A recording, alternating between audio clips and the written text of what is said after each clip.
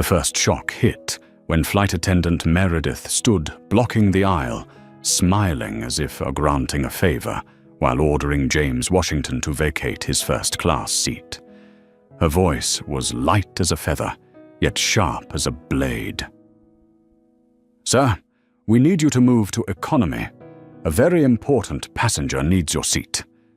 In that instant, the serene stillness of the first-class cabin shattered into sharp fragments. Zoe Ellis James's assistant froze with her laptop half open, her eyes widening with fury. James simply lifted his gaze with a calmness only those familiar with silent injustices could ever master. That morning, JFK Airport felt like it was swallowing the entire world. Endless lines of travelers, loud announcements echoing through the halls, the scent of freshly roasted coffee blending with the urgency of people rushing toward distant destinations. In the middle of that endless sea of motion, James Washington walked with the quiet poise of someone long accustomed to battles unseen by most. At 43, he was the CEO of TechVision Enterprises, an empire valued at $350 million, built from absolutely nothing, but none of that showed when people looked at him now. They only saw a black man in a meticulously tailored navy suit with neatly trimmed hair and a calm, composed demeanor. They saw the exterior long before they ever saw the person, and because of that, they judged him wrong. 3 hours before departure, James and Zoe were already in the first-class lounge. It was a habit, and also an invisible shield that usually softened unnecessary scrutiny. But this morning, that shield was almost useless. When James stepped toward the drink counter, the attendant looked him up and down before blurting out, "Sir, may I see your lounge access card?" A routine question on the surface, but no one ahead of him had been asked to show anything. And when he ordered a bottle of sparkling water, she handed it to Zoe instead, as if Zoe was the only one who belonged in such a space. Zoe looked at him, as if she wanted to scream on his behalf. James only gave a small, tired smile, the kind worn by those who have endured countless microaggressions. At Gate 27, where Flight Mike Hotel 249 was preparing to board, the real trouble began. Priority first class, boarding the announcement called. James and Zoe stepped forward, but the gate agent stepped in front of him with a tone so rude it bordered on hostile. "Sir, are you sure you are in first class?" His ticket clearly showed seat 2, a first class. The agent's screen confirmed the same. Yet she checked his identification not once, but 3 times. Meanwhile, a white businessman behind them walked straight through without a single question. James swallowed his frustration and boarded with a long breath, reminding himself that this trip mattered. He could not afford to lose focus. First class glowed with warm golden light. Wide leather seats cocooned passengers in quiet luxury. Soft background music played as people sipped champagne and tapped on laptops. Flight attendant Desiree Jackson, the only one whose eyes held genuine humanity, greeted them warmly. "Welcome aboard, Mr. Washington." Zoe exhaled in relief. At least one person saw them clearly. James settled into seat 2. A loosened his tie and prepared for the crucial meeting awaiting him the next day, a meeting that could help TechVision acquire a $75 million startup, save over 100 employees, and expand their cybersecurity network worldwide. But as he reviewed his documents, a whisper from the front of the cabin chilled him. A man, likely the first officer by his uniform, murmured to Chief Attendant Meredith Carter, "Is that James Washington?" "In 2, a Meredith whispered back. "Keep an eye on him. You know how they can be." The Those two letters hit Zoe like a hammer. Those two letters made James close his eyes for a heartbeat, swallowing the familiar sting in silence. For a brief moment, he considered standing up and walking off the plane, but he could not. Tomorrow's meeting was too important. So he stayed quiet until he no longer could. Noise suddenly erupted at the aircraft door as boarding neared completion. A deep voice of authority thundered, "I do not care. What the system says, fix it." A silver-haired man entered with the aura of someone used to having the world bend around him. Senator William Preston, 62 years old, wrapped in expensive confidence and lifelong entitlement. Zoe muttered under her breath, "Here comes trouble." Meredith practically bowed before him. "Senator Preston, I am so sorry about the mix-up. We will fix it immediately." James kept reading, assuming it had nothing to do with him. He was wrong. A shadow stopped beside seat 2A. He looked up into Meredith's sugary smile, a smile empty as paper. "Sir, we have a very important passenger who needs a first-class seat. I was hoping you would be willing to move to economy." Zoe shot to her feet. "Why him? There are plenty of other seats." Meredith pretended not to hear. James set his documents aside and met her eyes. "I paid for this seat, and I will remain here." Her smile cracked. Senator Preston stepped forward and looked James up and down with deep confusion, as if he could not grasp how someone like James could possibly be sitting there. Then he delivered the spark that ignited the storm. "Surely whatever you are doing can be done from economy class." Zoe nearly shouted, "What did you just say?" James raised a hand to stop her. He was not angry. His voice was precise and cold. "Senator, I have business that requires this seat just as much as yours does." The cabin froze. Passengers began paying attention. First Officer Bennett stepped in with a threat disguised as protocol. "Sir, I recommend you cooperate. Interference with crew instructions can be considered disruptive, a blatant intimidation tactic, a misuse of authority, a serious mistake." Zoe lifted her phone to record. James looked up calmly. Recording is permitted before takeoff. Meredith's face drained of color.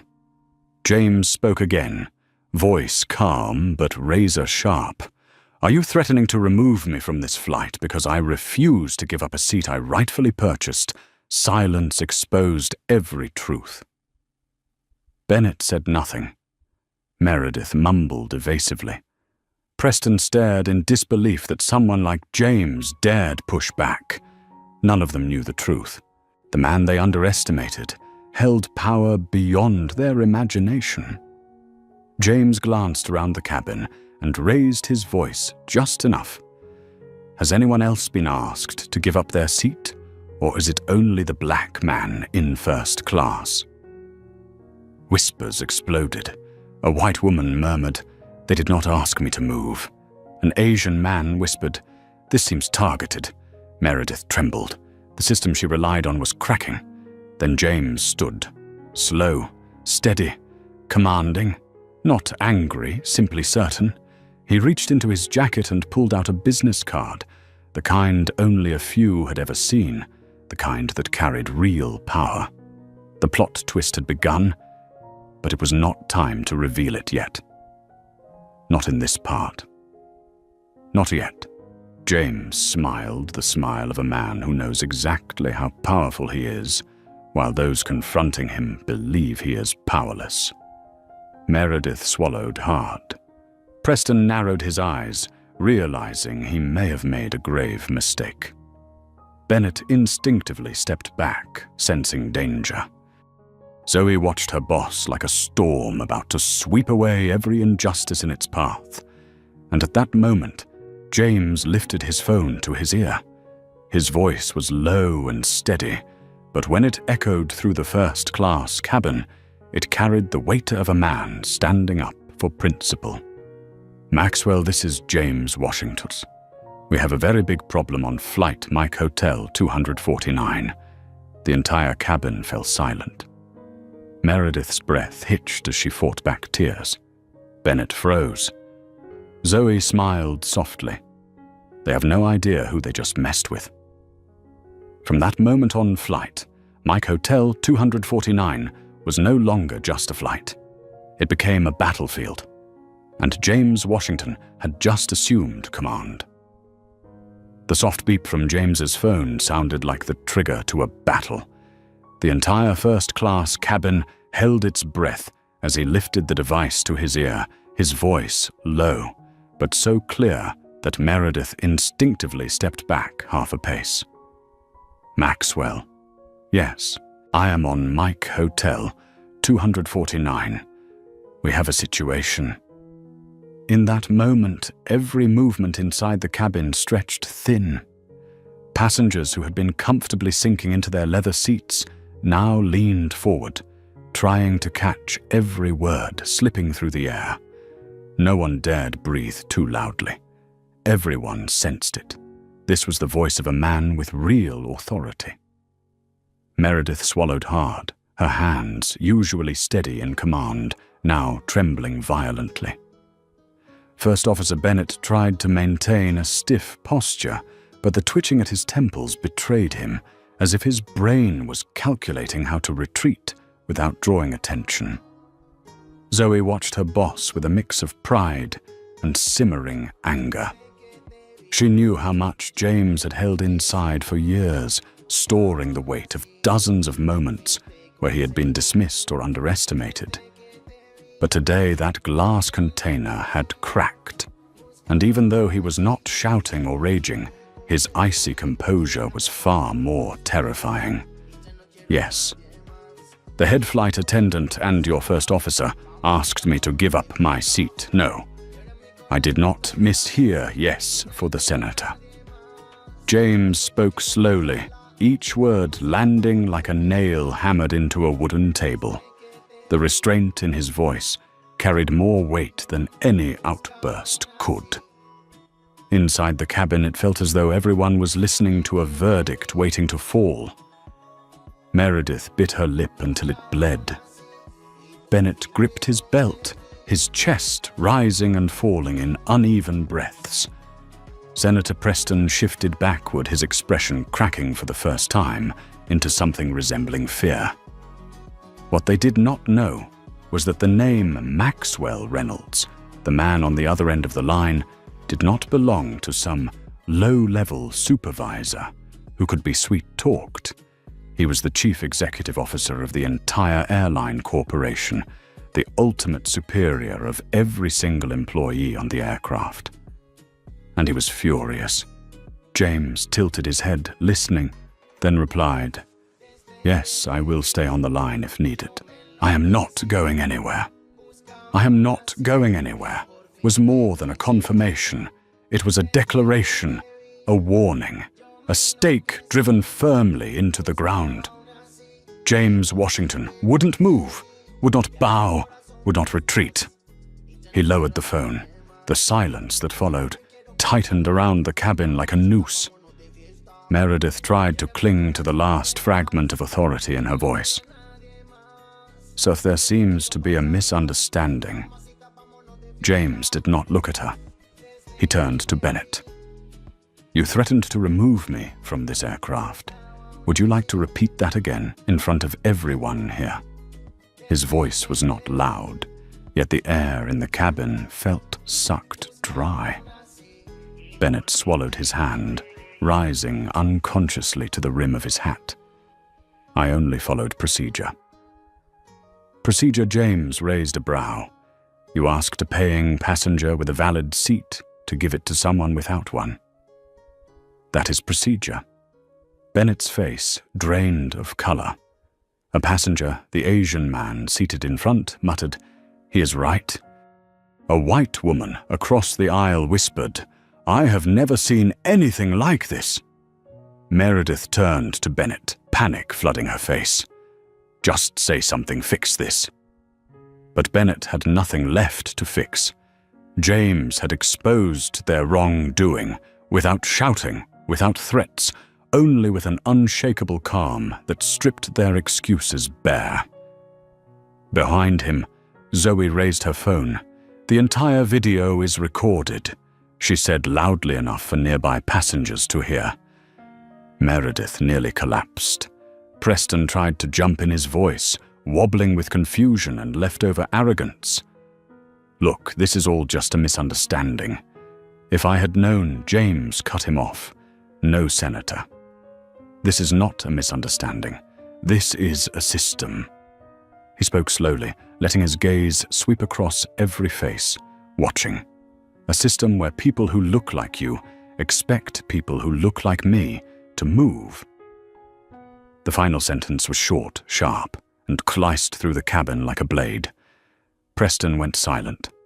Everyone did. Suddenly the aircraft door opened again. A breathless ground crew member rushed inside. "Mr. Washington, Mr. Harrison is on his way. He is running from the tarmac." Meredith's eyes widened with despair. Bennett stiffened. Preston stepped back once more. James nodded slightly. "Good." Zoe whispered, "He is running faster than firefighters." A few passengers let out nervous laughter. The atmosphere shifted from tension to anticipation to outright curiosity. Everyone knew the storm was nearing. 2 minutes later, the door swung open again.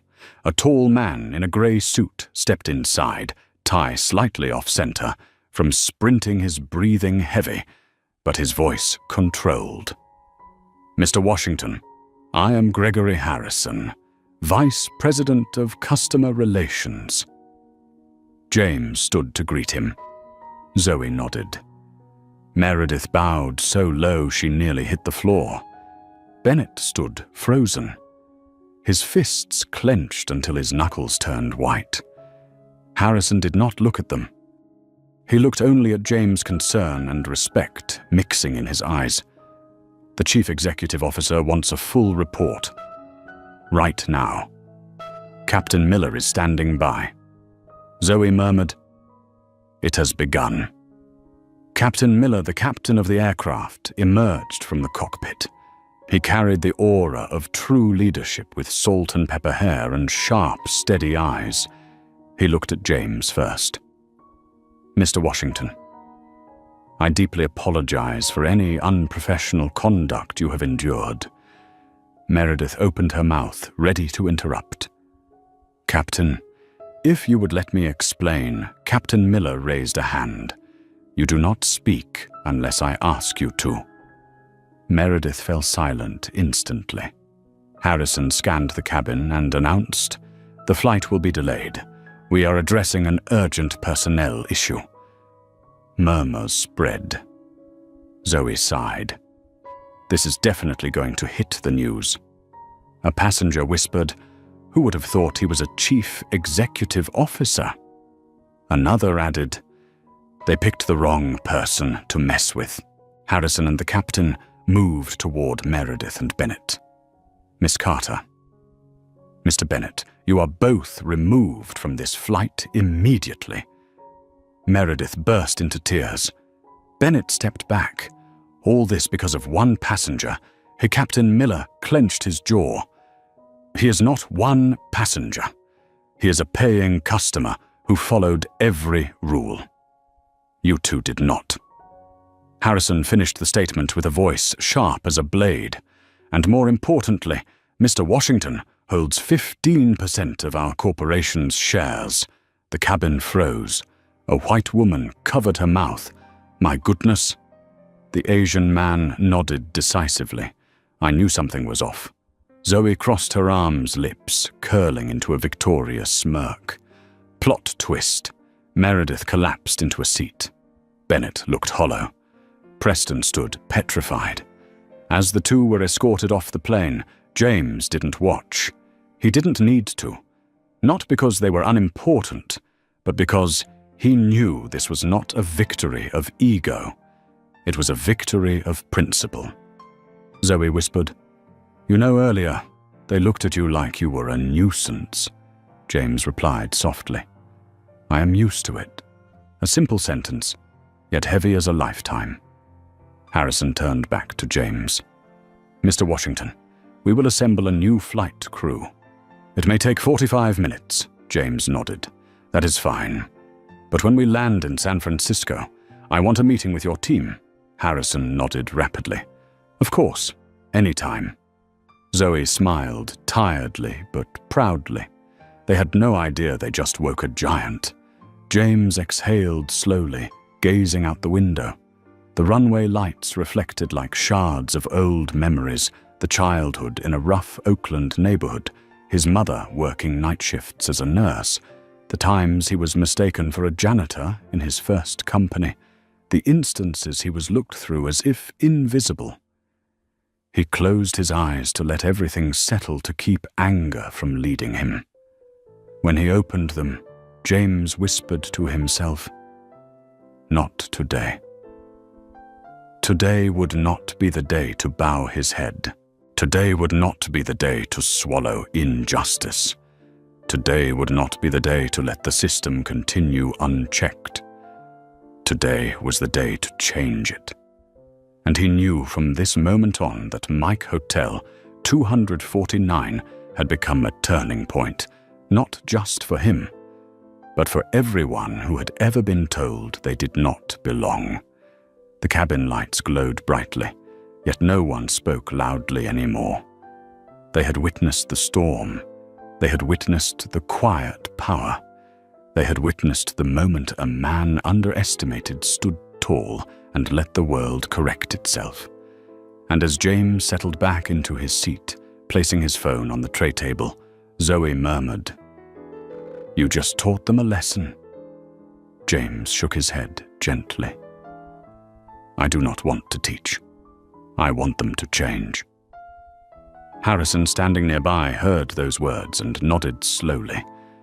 And that was when the entire cabin understood this story had only just begun. The floor of the aircraft trembled slightly as the door closed for the third time. A new flight crew was being deployed, and the atmosphere in the first-class cabin slowly shifted from heavy tension into a solemn kind of silence, as if everyone present was witnessing a small but deeply significant moment in history. James Washington leaned back in his seat, his hand resting on the edge of the folding table. He did not appear triumphant or satisfied or vindictive. There was only the calm of a man who understood that the real battle was not the removal of 2 employees, but the exposure of a system that had rotted from within. Zoe sat across from him, her eyes scanning the surrounding passengers. Some looked at James with admiration, others with sympathy. Others still seemed unsure, as if they were still processing the true meaning of what they had just witnessed. "Are you all right?" Zoe asked softly. James nodded, though in his eyes there was a heaviness, a deep and somber reflection. The sound of footsteps approached.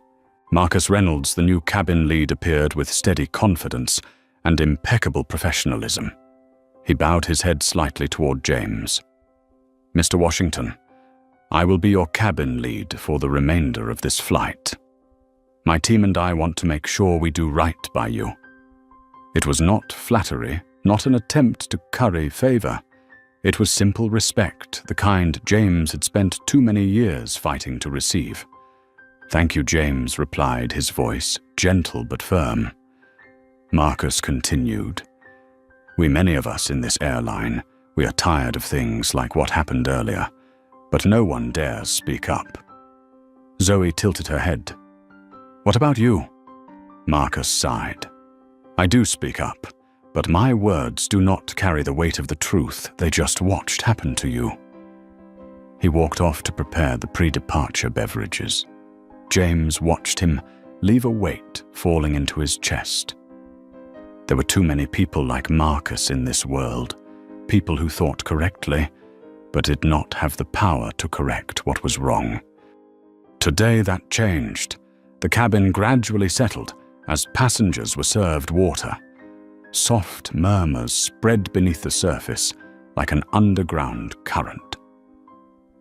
I did not expect him to be a chief executive officer, and he owns 15% of the airline. My goodness, the first officer is probably finished. This will definitely be in the news. Finally, an elderly woman with silver hair and graceful poise stood up and walked toward James. Zoe tensed, leaning forward slightly, but James raised a hand to signal she did not need to worry. The woman rested a hand on the side of his seat and spoke with a trembling but sincere voice. "Thank you." James blinked in surprise. For what her voice broke. For doing what my husband never dared to do. The cabin fell into silence again, but this time it was emotional, heavy with something unspoken. He was asked to leave his first-class seat 3 times in his life. Every time he said he just wanted to keep the peace, but I know it chipped away at him bit by bit. She tried to smile, but her lips quivered. "You stood up today, and somehow it feels like he has been vindicated." James gently placed his hand over hers. "No one deserves to feel that way, Mom." "Not ever." She nodded and returned to her seat, her eyes shimmering. Zoe whispered, "See, it was never just you." James did not respond. He simply gazed out the window where the sky stretched into an endless blue ribbon. 10 minutes later, Gregory Harrison, the Vice President of Customer Relations, returned. Not hurried, not flustered, not panicked like before. But in his eyes was the solemnity of a man who knew he was about to listen more than he spoke. "Mr. Washington," he began, "we are preparing the report for the Chief Executive Officer. But before we send it, I want to hear your personal thoughts." James looked over at Zoe. She nodded. This was the moment for him to voice what he had carried for years, watching injustice unfold. James spoke slowly, each word placed with deliberate weight. "The problem is not Meredith or Bennett. The problem is that they believed they could do what they did, and fear nothing." Harrison held his breath. James continued, "That is culture, and culture does not change by firing a few people." A heavy exhale came from someone nearby. A few passengers nodded, as if he had spoken their own buried thoughts. Zoe added her tone cold as steel. If he had not called your chief executive officer, those two would have thrown him off this plane. Everything would have ended before it even began. Harrison nodded vigorously. "We acknowledge that." James looked straight into his eyes. In that moment, all softness vanished from the deep walnut-colored gaze. "Do you actually want real change?" Harrison did not blink. "Yes." James nodded once. "Then start here." He reached into his briefcase and pulled out a stack of papers. It was not the meeting documents for tomorrow, but a set of plans from TechVision titled DEI Cultural Reform Framework. Zoe whispered, "The plan for emergency use." And today is the emergency. James placed the stack on the table. It was heavy, not because of the paper, but because of its meaning. "This," he said, "is how you fix a system, not just a shift." Harrison picked it up, his hands trembling. He had weathered many crises in his career, but never had a passenger handed him the blueprint for reforming his own airline. The entire cabin looked around, stunned by what they were witnessing. About 20 minutes later, when the plane had reached cruising altitude and sunlight swept softly across the windows like golden silk, James finally exhaled after the long conversation. Zoe leaned closer. "You know what I find interesting?" James raised a brow. "The moment they thought you were just a black passenger who happened to sit in first class, they dismissed you. But the moment they realized you owned 15% of the airline, they were afraid." James stared at the back of the seat in front of him, his eyes deep and distant. "That is exactly what I want to fix." Zoe was quiet for a moment, then asked, "Are you tired?" James offered a faint smile. "I am used to it, but that does not mean I accept it." A soft knock followed. It was Desiree, the first flight attendant, who had treated James with kindness when he boarded. She bowed slightly and spoke in a low voice. "Mr. Washington, I just wanted to say thank you." Zoe tilted her head. "Thank you for what." Desiree set down the tray of water and leaned in. "For today you spoke for us." She handed him a folded piece of paper. James opened it. It was a list of other discriminatory incidents with dates, witnesses, and complainants. "We reported them, but no one listened." Desiree said, her voice shaking. James folded the paper and pressed it to his chest. "Do not worry. This time I will make sure they listen." Desiree nodded and stepped back. Before leaving, she turned and whispered, "My father was once removed from a flight just like you were. You gave him justice today." James did not speak. He placed both hands over his face and breathed deeply. His chest tightened not from anger, but from pain. Zoe placed a hand on his shoulder. Sometimes one person standing up pulls an entire generation forward. Meanwhile, in the economy cabin, Senator Preston was experiencing something he had never known in his life, a cramped seat and the subtle but cutting sting of being quietly dismissed. He looked toward first class, as if staring into a different world. From his seat, he could see James calm and collected, sitting in the seat he once assumed would be his. Preston gripped the armrest. For the first time in many years, he was not angry. He was ashamed. In first class, gentle afternoon, sunlight filtered through the windows, casting a warm glow over James. Zoe studied him for a long moment. "You know what the most important thing about all this is?" she asked. "What is it?" James replied without looking over. "You made this entire plane see the truth they always tried to ignore. Not everyone in a suit receives respect, and not everyone who is dismissed is powerless." James gave the faintest smile. Then, in a voice deep and steady as stone, he said, "We are not done. Zoe, this flight is only the beginning." The seatbelt sign illuminated. The new captain, Alicia Rodriguez, announced, "Ladies and gentlemen, we are preparing for descent." Zoe turned to James. "Ready?" James adjusted his tie, his gaze sharp as an arrow aimed forward. Ready to begin the campaign.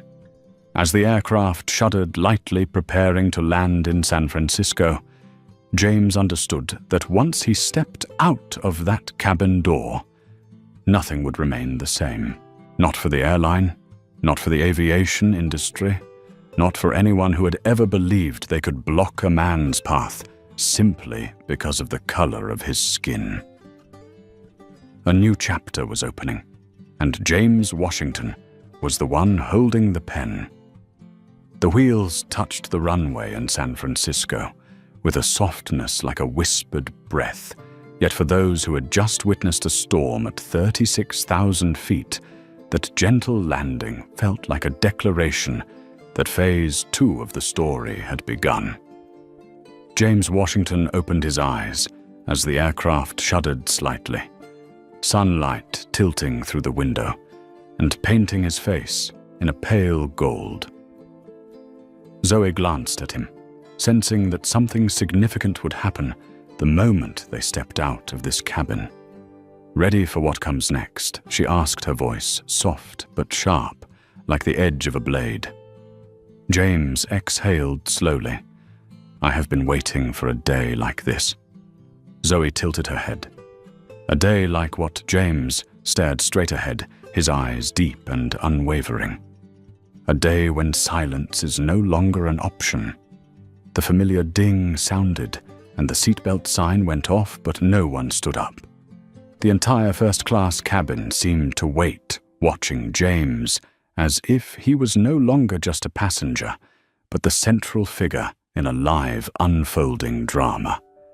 Even passengers in economy paused mid-motion, looking upward, having caught whispers of a chief executive officer, a confrontation, a clash of power.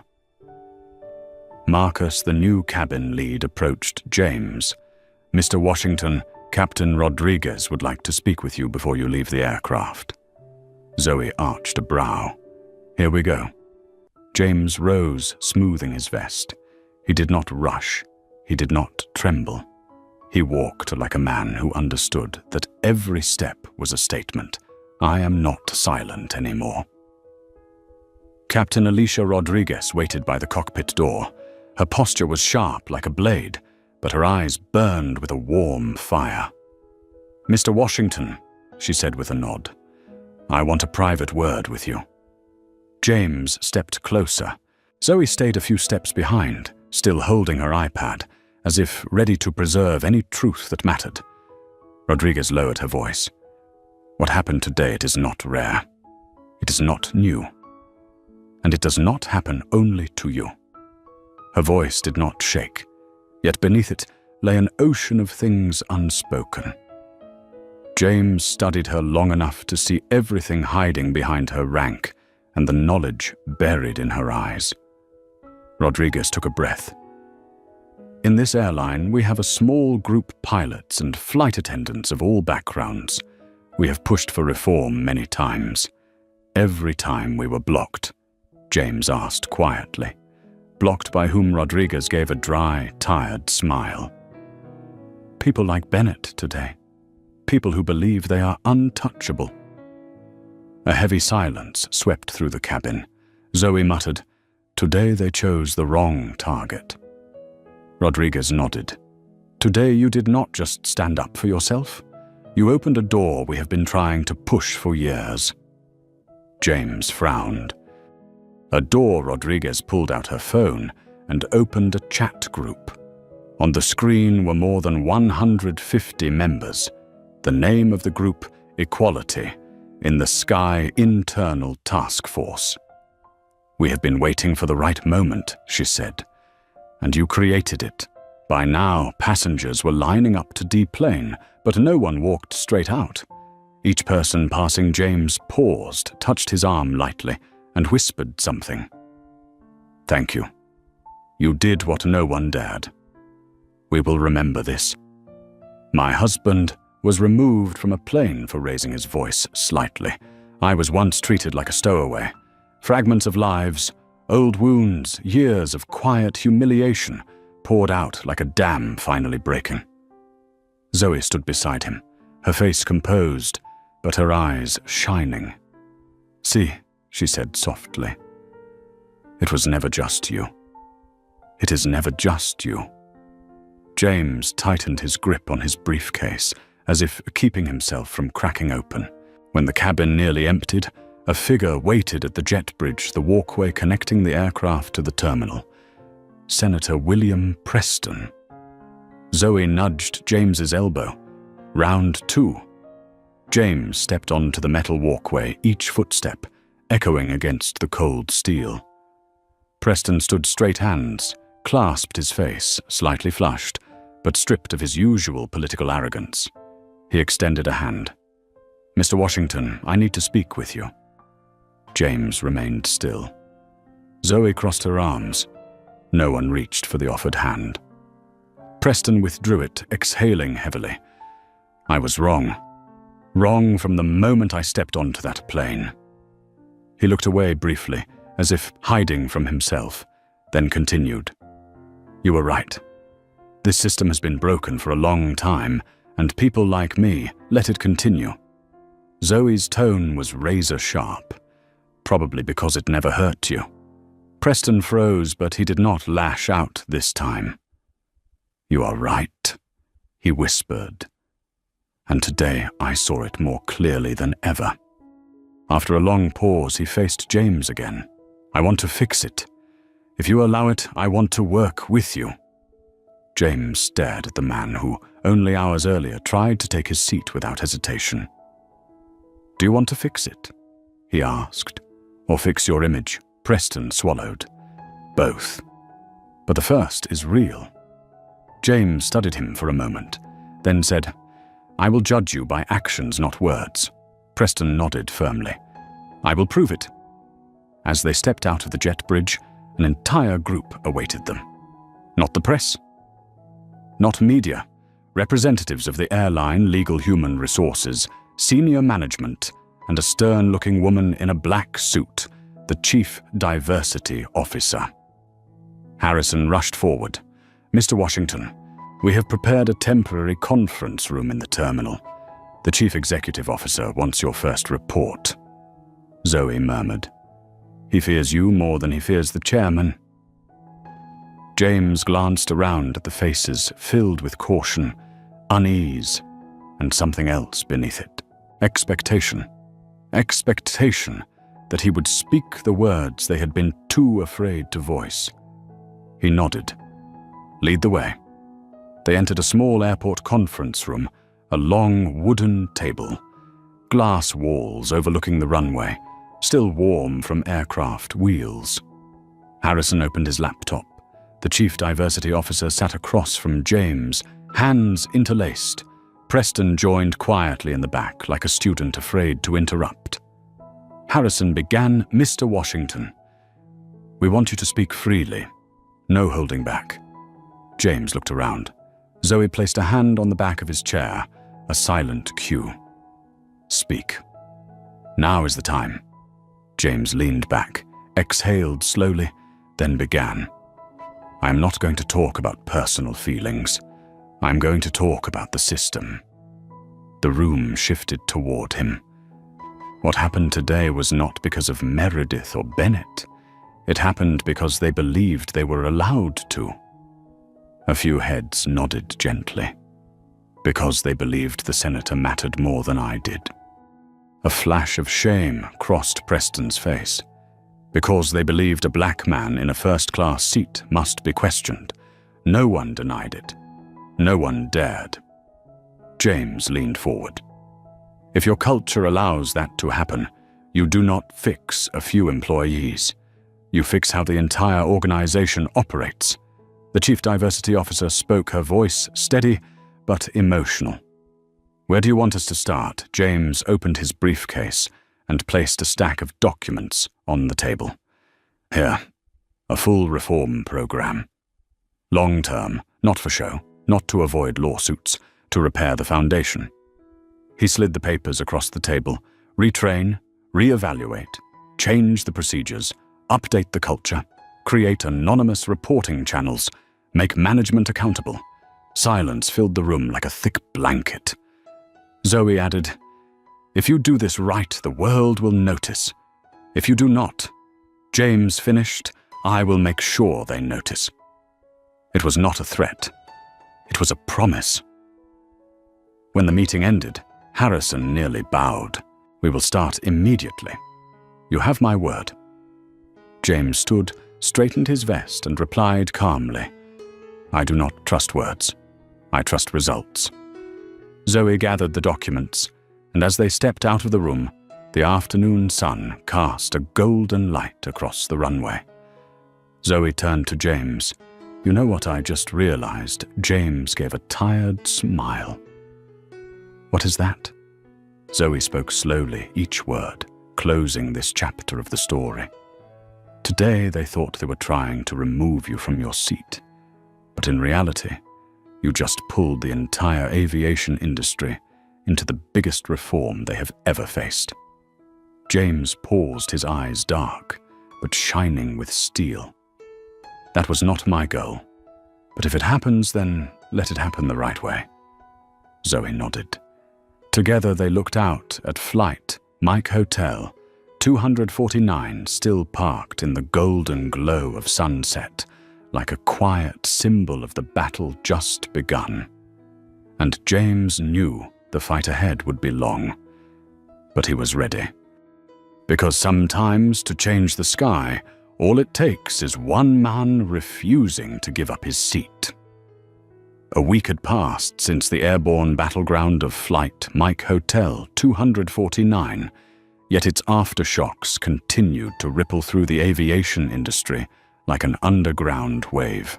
Leaked news passenger audio recordings posted online, anonymous flight attendant blogs, all merging into a rising wind that pushed the story into headlines. But James Washington did not go on television. He did not post online. He made no public statement. His silence was not shyness. It was strategy. Zoe understood better than anyone. She had followed him for 8 years, watching him turn invisible attacks into stepping stones that built TechVision. And this time, she knew he was preparing for something far larger. "Why are you not responding to the press?" Zoe asked, as they walked into the 38-story glass tower that housed TechVision's headquarters in Oakland. James gave a light smile. "Because we are not done speaking. We are still building." Zoe chuckled. "You always play the long game." "The long game is how you beat the system," James replied. The TechVision lobby glowed with bright white light. Employees on both sides bowed their heads slightly as he walked through. They did not do it out of fear, but out of respect, the kind built through years of James protecting them, fighting for them, and placing them above short-term profits. As they walked through the illuminated corridor, Zoe murmured, "News about the airline is spreading everywhere now. Online, in forums, even podcasts. Some people call you a hero. Some say you are chasing publicity." James simply said, "I do not need them to call me anything. I just need them to keep listening." On the 27th floor, the Aurora conference room was lit up. Inside were TechVision's DEI team, human resources, legal and communications, the people who would help James turn the events of Mike Hotel 249 into real reform. When James entered, they all stood up as if awaiting a general returning from battle. Dr. Amara Okafor, head of DEI, stepped forward first. "James, we drafted a detailed proposal based on the documents you gave Harrison. Do you want the summary version or the full one?" James removed his coat and placed it on the chair. "Full," he said calmly, though his eyes were sharp as steel. The first slide lit up on the large screen. Airline Cultural Reform Initiative, ALERI. Zoe raised a brow. "We already have a name." "A name is necessary," Dr. Amara replied, "if we want it to outlive a public relations campaign." The next slide appeared. Objective 1, change how training works. Objective 2, change how reporting works. Objective 3, change accountability. Objective 4, change hiring practices, especially for command-level flight crew. James nodded slowly. "Good. Continue."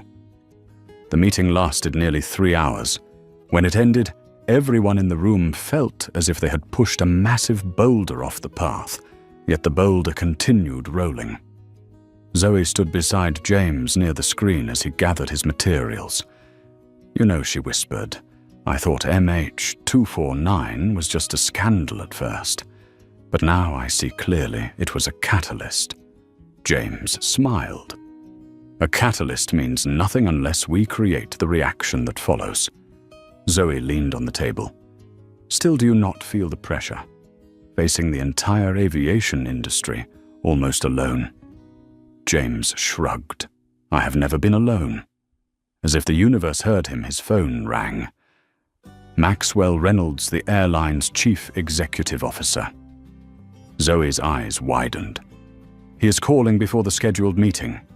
James answered. "Reynolds." The voice on the other end was low, tired, but determined. "James, we have to move quickly. The board wants to meet with you. And there is something else." "What is it?" "The Senate subcommittee is requesting a full report. They want to invite you as an advisor for the upcoming hearing." Zoe's jaw dropped slightly. "You are being called to testify before Congress," James answered softly. "Fine. I will be there." The next day, James flew to Washington, District of Columbia, not for TechVision business, but for something greater to shape the future of American aviation policy. His plane landed at Reagan Airport. The spring breeze drifted through the glass corridor, carrying the scent of freshly cut grass and the distant hum of landing aircraft. Zoe walked close beside him. Long day ahead. Ready, James smiled. "Zoe, I have been ready since the moment they asked me to give up my seat." The Capitol building stood like a vast mirror of authority, grand, cold, and filled with stories only insiders truly understood.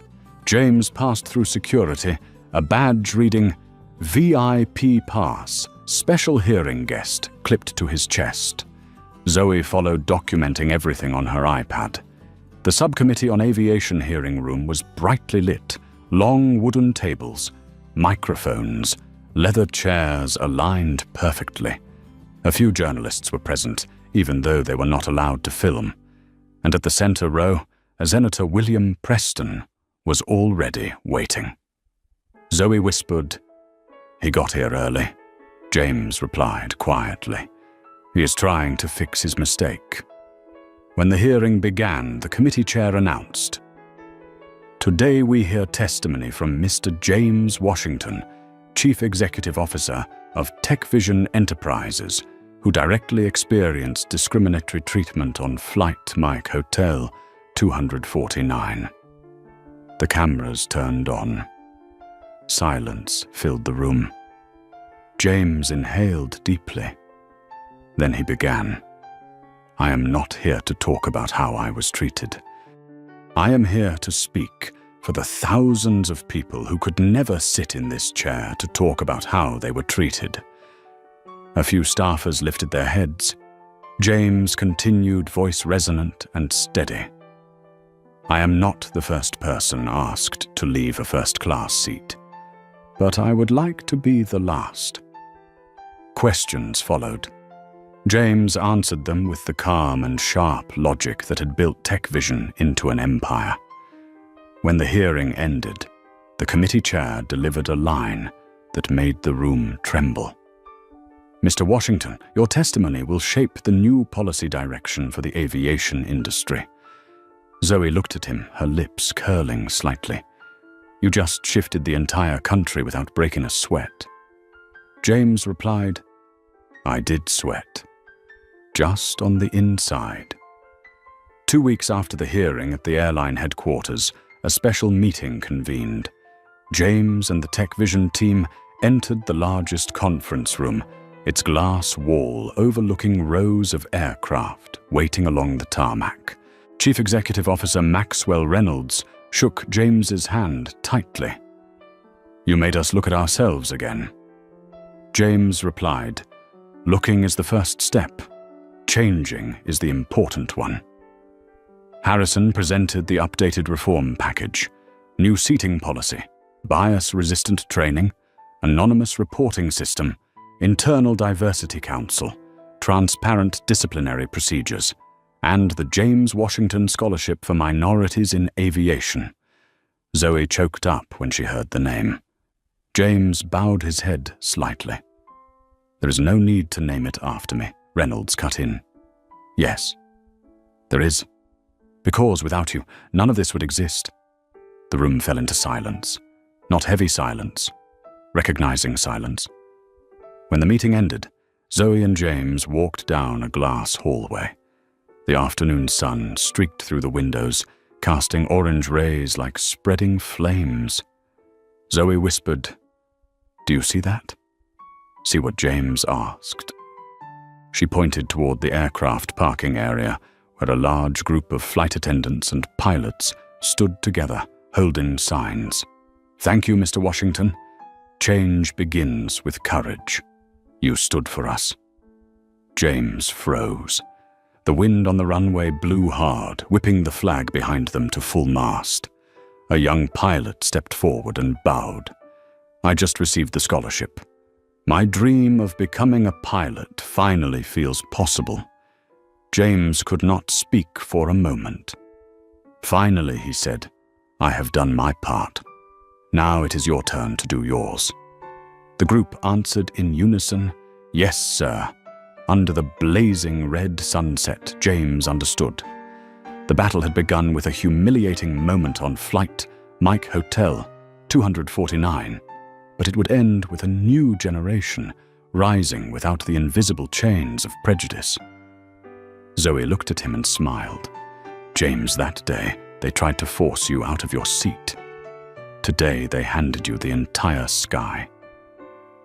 James looked upward, breathing slowly and deeply. Not pride, not gloating, only belief. Belief that change was real, and that it all began with one man refusing to stand up when the world insisted he should yield. A month had passed since the day James Washington stepped off flight Mike Hotel 249 after the storm of discrimination, yet the impact of that moment still pulsed through the aviation industry like an electric current. News articles, anonymous blogs, passenger videos, expert analyses, all blended together into an invisible pressure that every airline felt, even if none of them said it aloud. What was fascinating was that in the center of all the public attention, James remained silent. No interviews, no posts, no statements. Yet that silence only made his name appear more frequently than those who tried desperately to speak. Zoe understood the strategy clearly. Silence was not retreat. Silence was giving the world time to listen more deeply. That morning inside the 38th floor office of Tech Vision, with glass walls overlooking the misty San Francisco Bay, James stood quietly watching streaks of light stretching across the water like the horizon had been cut open by a blade of metal. Zoe walked in, holding a thick stack of documents, observing him as though trying to hear the rhythm of his thoughts. News about you is spreading fast, she said, with a mix of sigh and amusement. They are calling it the Washington effect. James frowned immediately. I do not like that name. Zoe laughed. You did not choose it. The world chose it for you. James turned toward her, his gaze deep, like a lake disturbed by wind. I do not need the world's praise. I need their attention. Zoe nodded. She knew he meant it. They headed down to the Aurora conference room on the 27th floor, where the full DEI team, human resources, legal and communications were already waiting. When James entered, everyone stood, not because of hierarchy, but because this meeting marked the next step in the battle he had ignited. Dr. Amara Okafor brought up the first slide. Phase 2, Implementation Mapping. Zoe let out a low whistle, a proud and impressed sound. So we are moving from concepts to actually building it. Amara nodded, her eyes determined. No more theoretical frameworks. We start laying the foundation. James said nothing, only giving a small nod, yet the weight of it was felt by everyone in the room. They began presenting each component training programs built on immersive simulations, anonymous reporting with encrypted tech vision systems, multi-level accountability structures, revised hiring protocols with new ethical standards for command positions. Each item landed like a wave, washing away old cultural debris the aviation industry had allowed to accumulate for far too long. When the final slide was presented, James stood one hand on the table. Good. But something is missing. The room fell silent. Zoe looked at him, then spoke the unspoken. Missing the people. James nodded, his gaze sharp as a freshly honed blade. I will not rebuild a system only to hand it back to people like Bennett and Meredith. The air thickened, A few people swallowed hard, but everyone knew he was right. If you do not fix the people in power, James continued, any change is just paint. The meeting ended with the unmistakable feeling that they had just drafted the blueprint of a quiet revolution. On their way back to his office, Zoe asked, "You really do not feel the pressure?" James answered softly, "I have never walked alone." As if to prove it, his phone rang. "Maxwell Reynolds." James answered. "Reynolds?" The voice on the other end was heavy, but committed. "James, the board wants to meet with you as soon as possible, and there is a request from the Senate." James narrowed his eyes. "What request?" Reynolds exhaled. "They want you to serve as an advisor for the upcoming aviation reform hearing." Zoe's eyes widened. "Congress actually invited you," James said. "Only I will go." 2 days later, James and Zoe were in Washington, District of Columbia, walking into the Capitol with VIP badges. The hearing did not feel like a discussion. It felt like a vow. When the committee chair introduced him, the room fell silent like a ceremony, and James's opening line made pens stop mid-stroke. "I did not come here to tell my story. I came here to tell the stories of those who cannot sit in this chair." 30 minutes later, when James stated I was not the first person asked to give up my seat. "But I hope I will be the last," someone in the room quietly wiped away tears. The hearing ended with a statement that shook the chamber. "Mr. Washington, your testimony will be the foundation of new policy." Zoe leaned close to him and whispered, "You just changed the whole nation without raising your voice." James replied, "I raised it. On the inside." 2 weeks later, during a video meeting with Chief Executive Officer Reynolds, the Executive Board and Senator Preston Reynolds made a proposal that nearly made Zoe drop her iPad.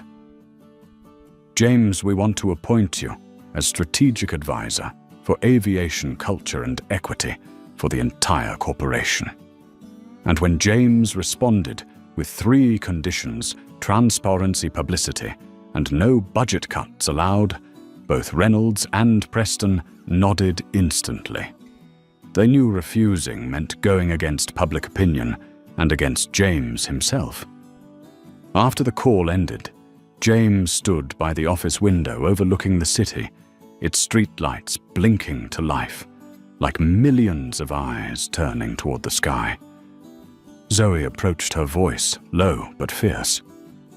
"Do you know what you just did?" James stayed silent for a long moment. On the horizon, streaks of purple clouds gathered like the sign of a new storm. He finally said, "I just opened a door. Now we see who dares walk through it." Zoe smiled. "They will walk through. Because you just proved something." James did not look at her, but he listened. "That sometimes," she said, her voice gentle but steel-edged, "to change the sky, all it takes is one person refusing to stand up from his seat."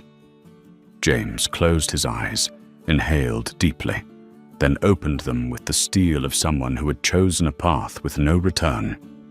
He said only one sentence, light as wind, yet heavy as a declaration. "Zoe, prepare the campaign." And from that moment, the silent revolution of the skies officially began. On a June morning, when the first sunlight still hovered lazily over the surface of the San Francisco Bay, James Washington stepped out of the car in front of the headquarters of Horizon Air, the largest partner within the Global Airlines Partners Alliance.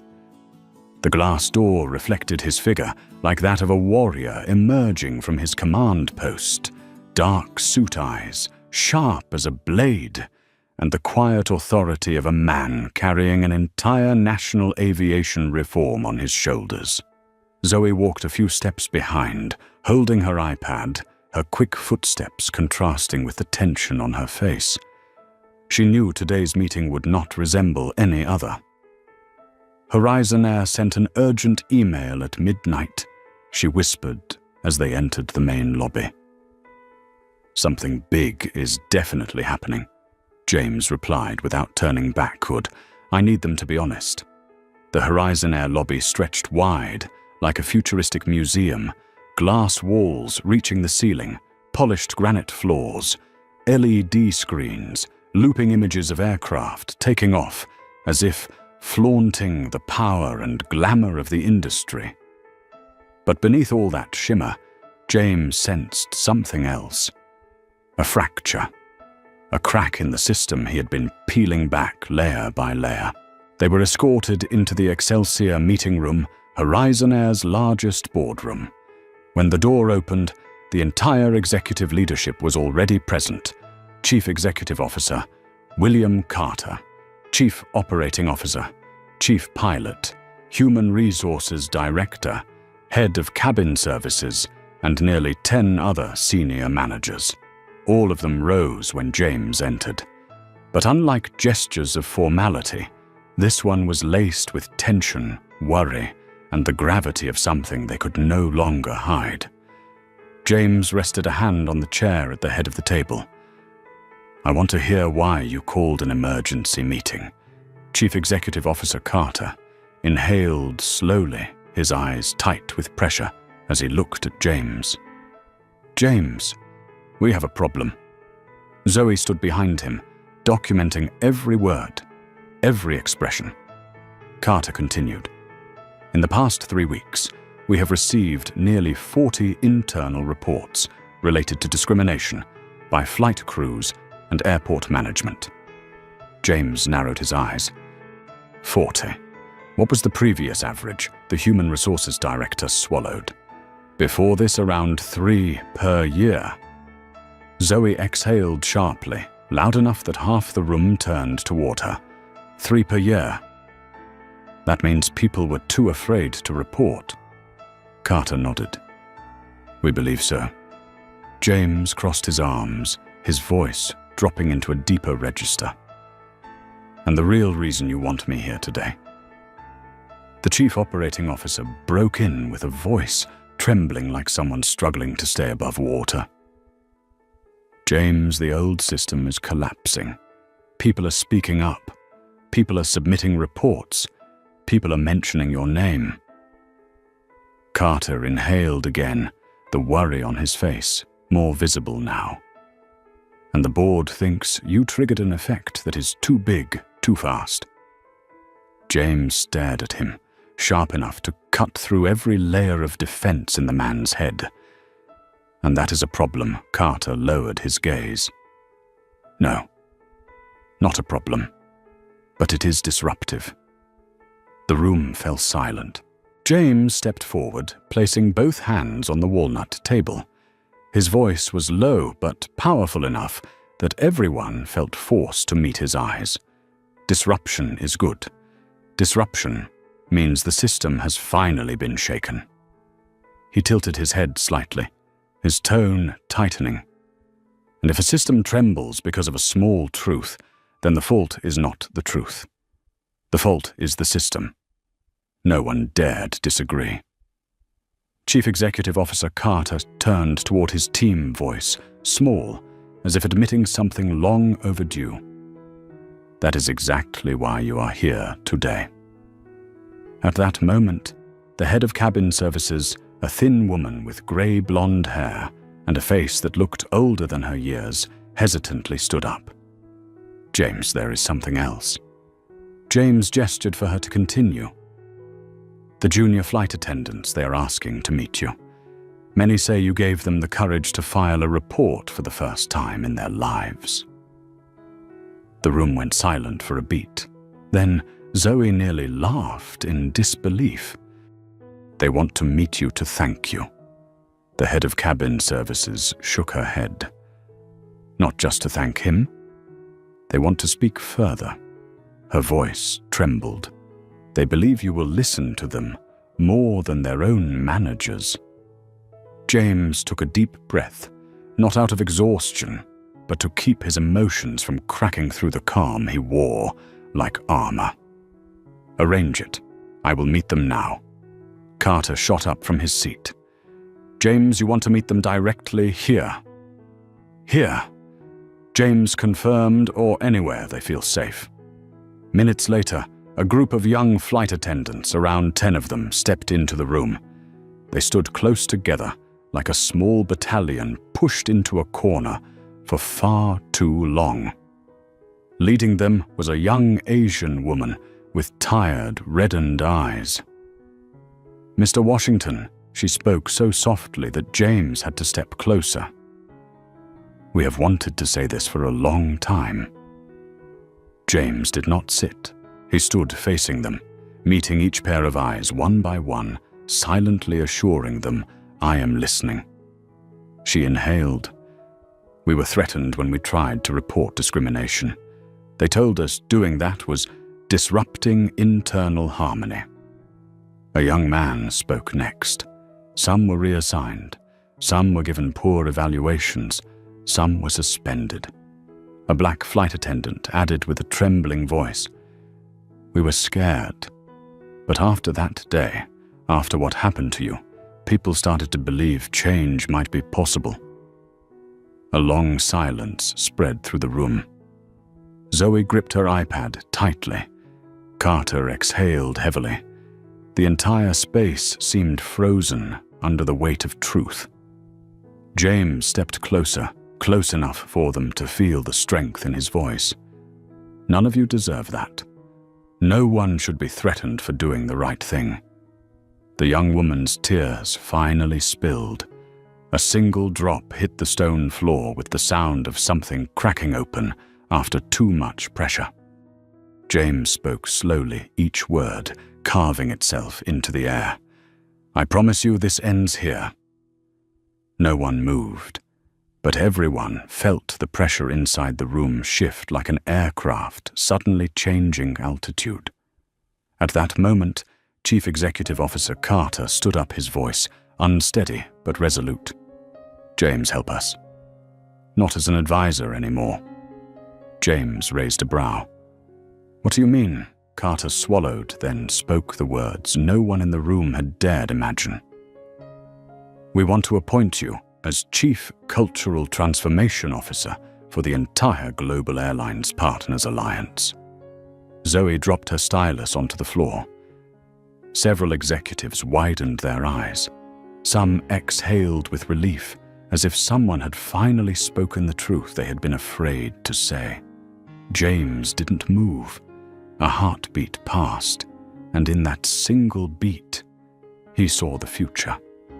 A future where he would shoulder even more weight. A future where he would battle people who didn't want change. A future where his personal wounds would need to become fuel for millions. And finally, he spoke his voice, deep and calm like the ocean's surface, yet powerful as the currents beneath. "I accept. But on one condition." Carter leaned in quickly. What condition? James looked straight at him. "This is not a ceremonial role. This is a role of action. I will have veto power over all cultural policies that do not align." The room erupted in silent shock. Carter held James's gaze for a long moment, then finally nodded like a man accepting a truth he had been waiting for. "Agreed." James delivered the final line, the one that closed the past and opened a new doorway for an entire industry. Then from today forward, we begin rewriting the rules of the sky. The next day, when the announcement appointing James Washington as Chief Cultural Transformation Officer reached the internal inboxes of the entire Global Airlines Partners Alliance, the system nearly overloaded. More than 300,000 employees opened the email at the same moment. Some cried during their breaks. Some sat in silence, unable to believe that a passenger once ordered to give up his first-class seat was now the man empowered to rewrite the culture of an entire industry. Others whispered in fear, and those who had abused their authority could no longer sit still. But James didn't concern himself with the chaos. He sat in his 38th floor office, hands resting before the screen, watching hundreds of new emails arrive at a pace of several per second. Some messages were pages long, describing every discriminatory moment the sender had endured. Some contained only one line, yet pierced straight into his chest. "Finally, someone sees us." Zoe sat across from him, reading each response, each story, each plea, as if every sentence ended with an invisible exclamation mark. "James," she said, her voice losing the sharp edge she usually carried. "I think we just touched something far bigger than we ever imagined." James did not look away from the screen. His gaze was deep as a lake. Zoe, a system does not change because of a title. It changes when the people inside it begin to believe they deserve better. Zoe nodded, though she knew he was holding down more emotion than his words showed. In all her years working beside him, she had never seen James look this exhausted, not from pressure but from years of swallowing injustice in silence. But today he no longer had to swallow anything. He rose, took a long breath and said, "They want reform. I will show them what real reform looks like." That afternoon, James held his first virtual meeting with the senior leadership teams of the entire airline alliance. More than 80 squares lit up on the screen, each square showing a different face, tense, worried, arrogant, expectant, and some trying desperately to appear unfazed. But when James's camera went live, silence swept across the meeting like a curtain falling. James looked at each face, not to judge them, but to let them know he saw them not through power, but through responsibility.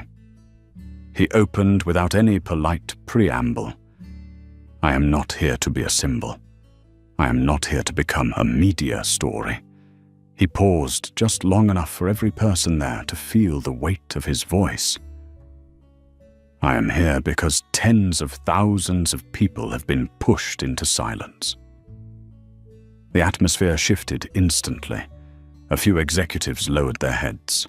Some swallowed hard, confronted by the truth they had ignored for years. James continued, "What happened on Mike Hotel 249 was not an exception. It was the norm, and I do not accept that norm." A chief operating officer from a partner airline cut in. His voice strained Mr. Washington. "You must understand that we are doing our absolute best," James interrupted immediately. "You are not doing your absolute best. If you were, I would not have been asked to leave my seat. Your employees would not be threatened for trying to report misconduct, and we would not be sitting here discussing reform." The COO's camera went silent, not from technical issues, but because he no longer dared respond. James turned slightly and picked up the stack of documents on his desk. "Today we begin." Zoe scanned the grid of faces and knew that this moment would be remembered in the internal history of the alliance. James spoke clearly, starting today, all flights under Global Airlines. Partners will begin implementing the new cultural code built by my team and me. He paused to gauge reaction. As expected, several executives tensed. One even protested. "But you do not understand the complexity of coordinating an entire industry." Zoe tightened her grip on her stylus, ready for James's counterstrike. And he did not disappoint. "I understand it very well," James said, his voice dropping low enough that even breathing seemed to stop. "Because I once had to coordinate a company from nothing into a $350 million enterprise. And I know exactly where a system breaks before it admits it is failing." The executive fell silent. James continued with controlled, icy calm. I am not asking for what is easy. I am asking for what is necessary. He then introduced the 3 foundational pillars of Phase 1 of the Reform 1. The Transparency Protocol, absolute transparency in all processes. 2. The Bias Response Unit, an independent unit dedicated to addressing bias. 3. The Flight Equity Audit, fairness audits, applied to every flight.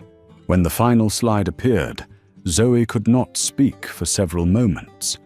She still could not believe James had built what major corporations needed, decades just to conceptualize. But James was not finished. His final sentence froze the entire virtual room. And I want the first report in 2 weeks. The COO almost shot out of his chair. 2 weeks, that would take at least 6 months. James cut him off again, this time even colder. If you need 6 months, that means in the next 6 months, another 50 people will face discrimination with no record of it. And that is something we will never allow again. The meeting lasted more than 2 hours. When it ended, James leaned back, his shoulders dropping slightly from fatigue, but his eyes still burning with determination. Zoe sat in front of him, her expression a mix of admiration and concern. You just forced 80 people to confront the truth they avoided their entire careers. Do you know what you just did? James closed his eyes for a second, then opened them, steady and resolute. I am straightening what should have been straight from the beginning. At that moment, Zoe's phone vibrated. She glanced at the screen, then lifted her head, shocked. James, you should see this. She held the screen toward him. It was a passenger video released that morning, an audio clip recorded on Mike Hotel 249. James's calm voice saying, I am not giving up my seat. Not because I am important, but because the principle is important. The video had reached 4.2 million views in 6 hours. Beneath it were thousands of comments. This man changed the story. Finally, someone with power did not stay silent. My dad cried, watching this. He stood for millions without raising his voice. Zoe covered her mouth, overwhelmed. James watched for a moment, then said simply, Zoe, turn it off. Why, she asked. Because we have more work to do than watching videos. But she looked at him and understood. He did not turn it off because he did not care. He turned it off because if he watched too long, he would remember the pain that forced him to rise. And he could not afford vulnerability now. He had to keep moving. Zoe whispered, They once tried to force you out of your seat. Today they are asking you to sit in the most powerful seat they have. James looked at her, his eyes dimming for a moment, before hardening again. Then let us see from this seat how many others we can help stand up. And from that moment on, reform was no longer a task. It became a vow. 6 weeks after James Washington officially assumed the role of Chief Cultural Transformation Officer for the entire airline alliance, something no one had predicted began to happen. Change did not come only from high-level leadership meetings, revised policies, or spreadsheets full of numbers. It came from the awakening of frontline workers, from people who had endured, who had stayed silent, who had once believed their voices were worth less than the badge pinned on a manager's chest. The emails arriving in James's office didn't slow down, they multiplied. But this time, they were different. They were not filled with despair. They were filled with hope. Mr. Washington, for the first time in 12 years, I feel seen. I submitted 2 reports, and both were addressed within 24 hours. That has never happened before. I used to think aviation would never change, but maybe I was wrong. Every line felt like a thread, pulling at James's heart, weighing it down, yet warming it all at once. Every night, Zoe sat beside him as the office went quiet, with only the hum of the air purifier and the reflection of streetlights shimmering against the glass. She read each email, each confession, each plea, sometimes lifting a hand to her neck as if easing the invisible pressure carried by these stories. "James," she said, eyes fixed on the screen, "this is more than reform. This is resurrection." James did not answer immediately. He stared out at the city, where the lights of passing cars looked like patient sparks inching through the night. "Zoe," he said slowly, "each of these people carries wounds this system gave them long ago. I cannot heal every wound. But if I can make the system stop creating new ones, that is enough to keep me going." The next day, James attended one of the most important meetings since his appointment, the first internal evaluation of the flight equity audit, the fairness inspection, applied to every flight. The meeting was held at the central headquarters of Global Airlines Partners in Chicago. When James and Zoe entered the building, it felt like stepping into the command center of an army preparing for a major campaign. A red electronic display flashed on the wall, "Internal Culture Review Confidential." In the large conference hall, nearly 70 people were already seated: managers, lead, cabin crew, training directors, pilot representatives, flight attendant representatives, all present. When James entered, the entire room rose. Not out of protocol. They stood as if something momentous had walked in with him. He motioned for them to sit. His voice carried across the room like a deep bass note filling a chamber. "Today we are not analyzing numbers. We are analyzing people." A quiet tremor passed through the hall. Zoe opened the binder, but James raised a hand for her to stop. He looked directly at the audit team. "I want to hear what you saw. Not what you think I want to hear." The head of audit, a brown-skinned woman with the sharp, precise expression of someone who had spent years battling broken systems, stood. "Mr. Washington, in the past 6 weeks, we conducted random checks on 128 flights." Zoe took notes, quickly, eyes widening. "And the results?" James asked. The woman inhaled. "There is progress," she said, "but also darkness." The room fell silent. She pulled up the first slide. 43 instances of bias detected, 31 incidents of unprofessional conduct, 16 cases of mild discrimination, and she paused for more than a second. 4 severe violations. The air turned cold. Zoe whispered, "Still more severe cases." The audit head continued, slow but fierce. And what shocked us most, all 4 severe cases involved employees who had been warned repeatedly but never disciplined. James closed his eyes briefly, then asked names. The room jolted. The chief operating officer panicked James. "Perhaps we should not." James opened his eyes, gaze so sharp that the COO froze mid-sentence. "We will call things by their names, and we will fix the right people." The audit lead listed every name, every position, every action. Her voice did not tremble. But those listening did.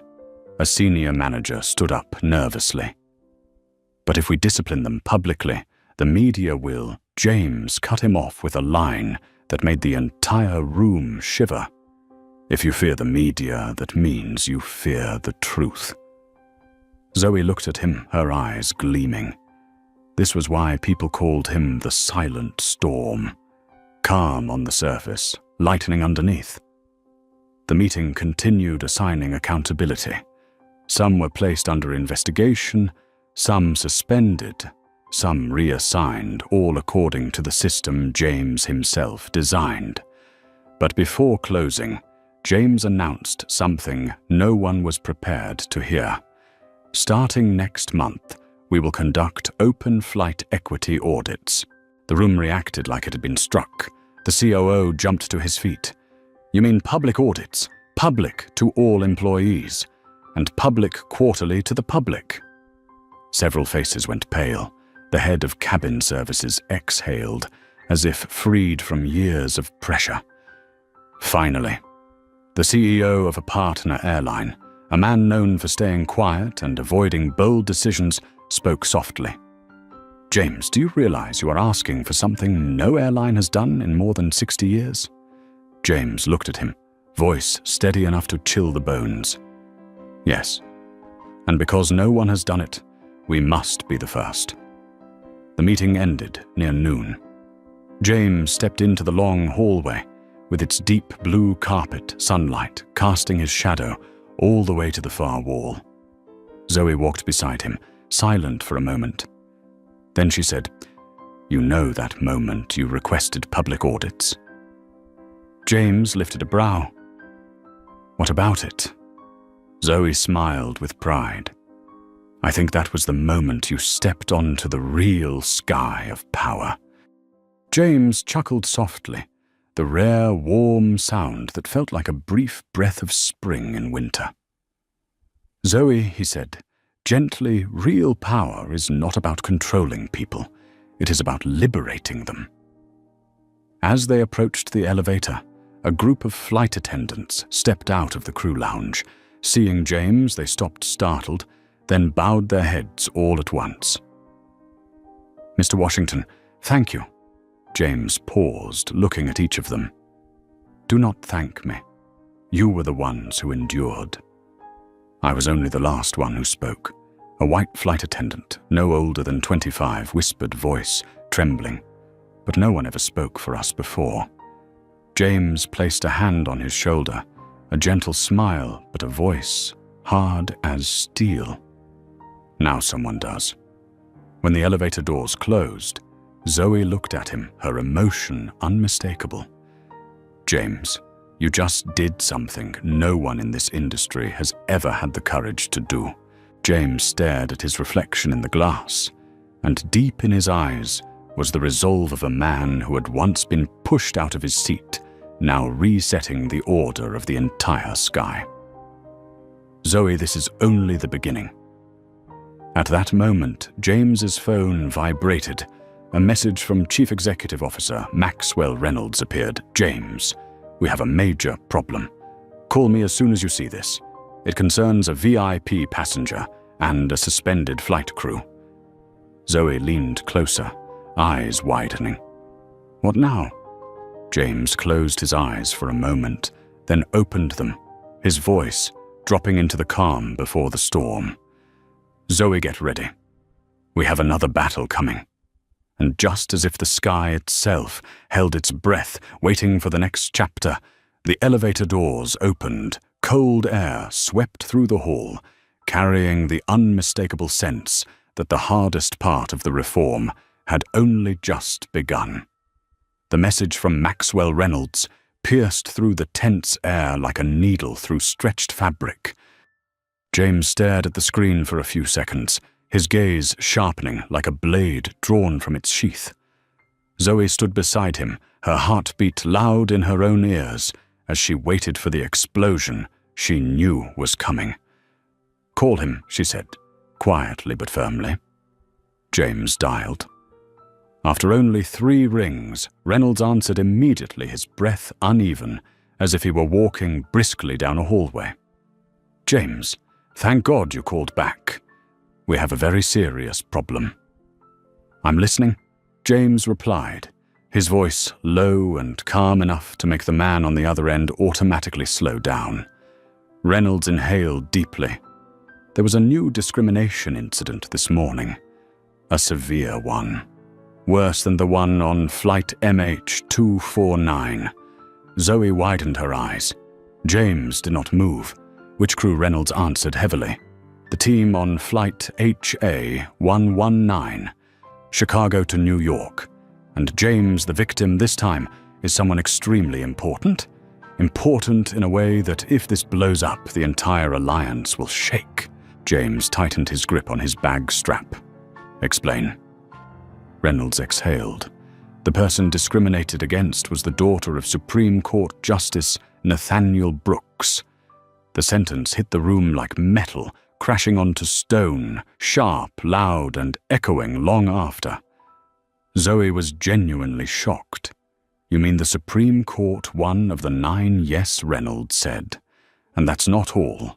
The incident was live-streamed for 3 minutes before they cut it. Some clips have already leaked online. James closed his eyes for 1 second. Not out of fear, out of knowing exactly how powerful this would be. A Supreme Court justice, a symbol of law justice and the highest authority, insulted through his own daughter by the aviation industry itself. This would not just be an internal scandal, it would be political, social, national, and every arrow would point at Global Airlines partners, which meant at James. Where are they now, he asked. The entire crew has been suspended, Reynolds replied. But Justice Brooks wants to speak with the person responsible for cultural reform. That would be me. Yes. He will arrive in Chicago in 2 hours. Do you want me to accompany you? James responded instantly, without hesitation. No. Let me talk to him directly. When the call ended, Zoe looked at James as if trying to read the storm forming inside him. James, this isn't just another discrimination case. This is an earthquake. James looked at her, his eyes darkening like the ocean thickening before a hurricane. Every earthquake has an epicenter, and sometimes an epicenter is not disaster. It's the beginning of movement. Zoe inhaled. So what's your plan? James replied. To see the truth. They left the Global Airlines partners' headquarters in a black SUV, heading straight for the Internal Investigation Center. On the way, Zoe played the leaked video. James listened to every word, every sound, every trembling breath of the young woman who had been insulted by the lead flight attendant, the very person who should have been her defender. Ma'am, first class is for paying passengers only. Please return to your assigned seat. But I paid for that seat. I don't want you causing problems. Please cooperate. When it ended, James's eyes darkened. Not with anger, with disappointment. The disappointment of someone who had reminded them 1,000 times only to watch them knock the entire room over again. In the investigation room, 3 people were waiting: the head of internal affairs, the deputy director of human resources, and an older woman in a deep blue suit, the crisis communications lead. Their faces were so tense you could almost hear the bones grinding. The head of investigation rose. Mr. Washington, we reviewed the full video. This is severe, but you need to see another clip. He played a second video, one the internet hadn't seen.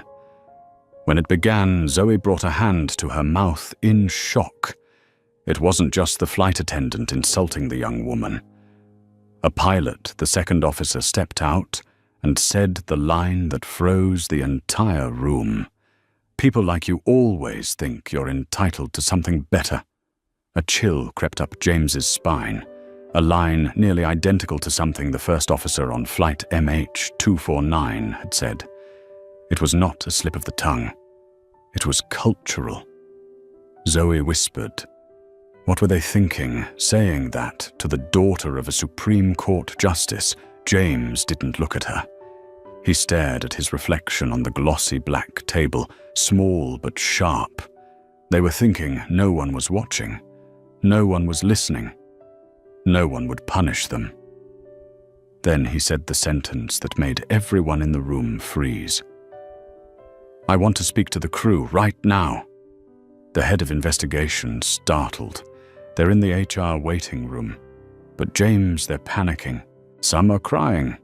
Some say they didn't mean James raised his hand. He didn't want excuses. Let me see the truth. Directly. When the HR room door opened, all 8 members of the crew stood immediately, some pale, some pretending to be calm. Only the lead attendant, the one who delivered the first insult, stood upright with chaotic eyes, knowing she had crossed a line she could never uncross.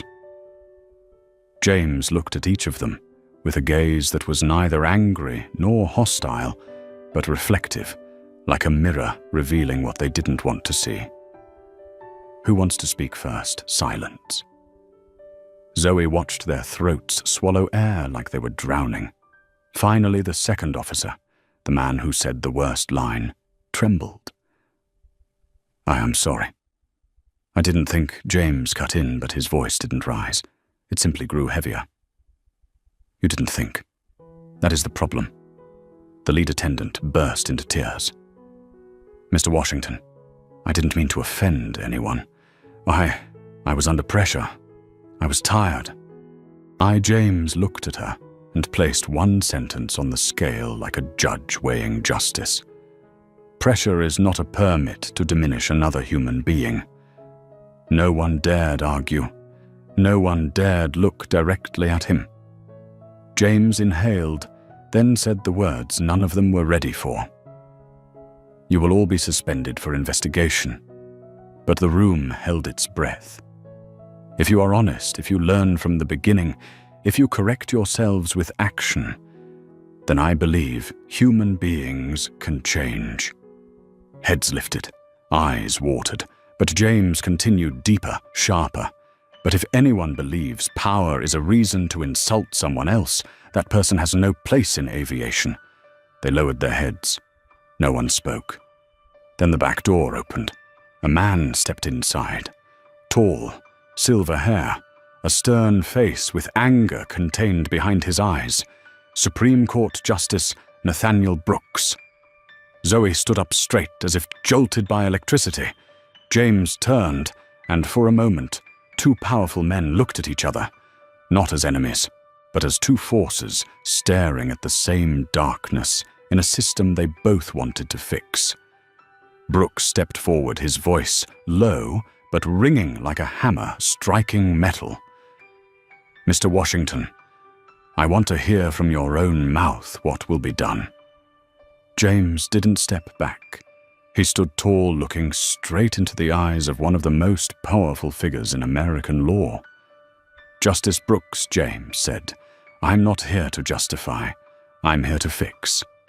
Fix how Brooks asked. James answered without a second of hesitation. I will do what this industry has never had the courage to do. Make the entire investigation, public mandate, full retraining for the entire crew. And I will personally oversee it. Brooks stepped closer, his voice deep and dangerous. And if you fail, James responded without blinking, then you can replace me, or drag me into a national hearing. The room froze. Zoe stopped breathing, and then something no one expected happened. Justice Brooks laughed. A small, short sound, but one that belonged to a man who had just found the only person willing to stand at eye level with him. Good, he said, because I didn't come here to destroy a career. I came to see if someone exists who has the spine to fix the disease you pointed directly at. James nodded. I have the spine. Brooks turned to the crew, his gaze slicing through them. And I want to say this to all of you. He paused.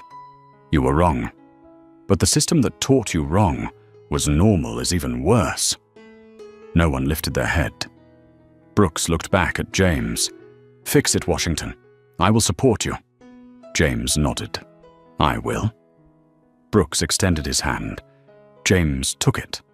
A handshake without theatrics, without noise, but deep enough that everyone in the room felt one truth.